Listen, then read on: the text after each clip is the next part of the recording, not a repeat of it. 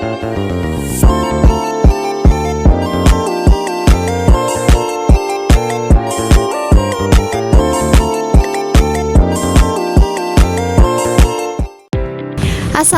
warahmatullahi wabarakatuh. Salam sejahtera bagi kita semua. Sebelumnya perkenalkan, saya Salwa Azahra dengan NIM 12112410094. Sebelumnya saya ucapkan terima kasih kepada Pak Ridma selaku dosen pengampu mata kuliah Komunikasi Organisasi.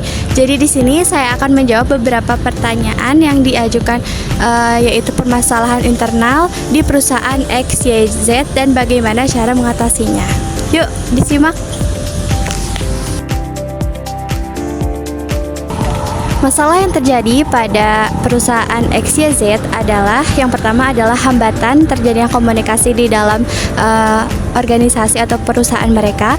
Yang kedua adalah mereka mengalami miskomunikasi antar anggota. Kemudian yang ketiga adalah kurangnya pemberian atau penghargaan dari selaku manajer kepada anggotanya. Nah, bagaimana sih cara mengatasi permasalahan internal di perusahaan XYZ? Sini saya akan bahas. Jadi, saya akan menggunakan teori yang dikemukakan oleh Shannon and Weaver pada tahun 1949, yaitu teori komunikasi organisasi yang berjudul komunikasi linear. Jadi, apa sih komunikasi linear itu?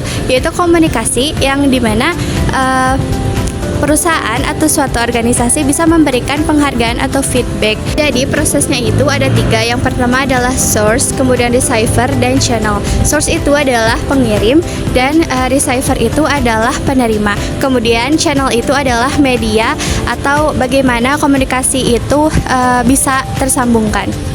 Nah, kemudian komunikasi linear ini juga mementingkan adanya feedback atau penghargaan. Nah, di sini dalam permasalahan tersebut, komunikasi linear ini bisa menjadi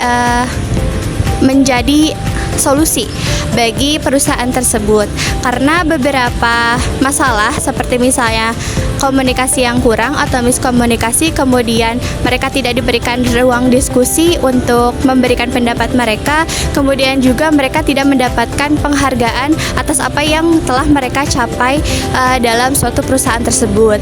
Nah, kemudian komunikasi linear ini bisa dipakai dari atasan atau manajer dan bisa diberikan kepada anggotanya atau bawahannya untuk menjadikan mereka kembali bersemangat dalam bekerja, seperti itu.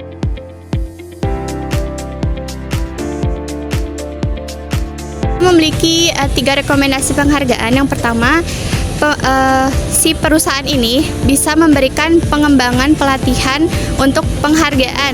Terus yang kedua itu misalnya perusahaan ini juga bisa memberikan poin penghargaan, yaitu namanya itu sistem peer recognition.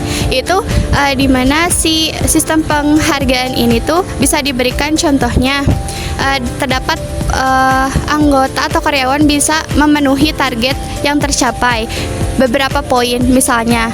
Nah, itu bisa diberikan penghargaan. Kemudian juga yang terakhir itu pelatihan komunikasi pengembangan penghargaan. Jadi mereka tuh dikasih edukasi tentang bagaimana sih mereka bisa mencapai penghargaan dari perusahaan tersebut. Nah, contoh konkretnya, perusahaan XYZ bisa menggunakan kegiatan misalnya mengadakan town hall atau yang disebut dengan bagaimana dia memberikan kebijakan baru untuk meningkatkan kinerja anggotanya atau bawahannya.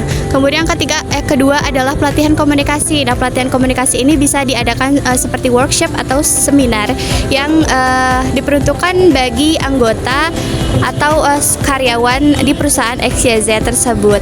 Kemudian yang ketiga adalah memberikan sistem feedback yang baik. Artinya perusahaan bisa sekali untuk memberikan suatu penghargaan atau mungkin upah tambahan atau gaji tambahan kepada karyawan tersebut. Nah, mungkin sekian yang bisa saya sampaikan. Semoga bermanfaat. Wassalamualaikum warahmatullahi wabarakatuh.